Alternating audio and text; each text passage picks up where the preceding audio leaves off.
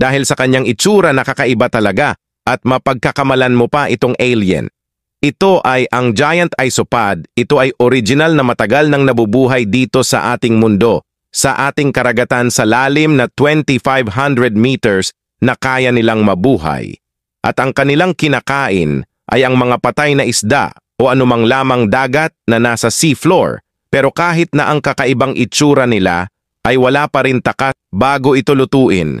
Lilinisin muna ng mga cook ang laman at loob ng isopod at pagkatapos ay pasisingawin ito sa isang kaldero habang naghihintay ay hinahanda ng mga cook ang mga ingredients para sa fried rice kasama ang itlog sa kanin at ihalo ito sa mga pampalasa.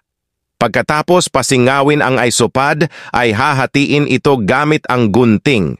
At ang mga laman sa loob ng shell ay kukuhanin at kasama ang mga ingredients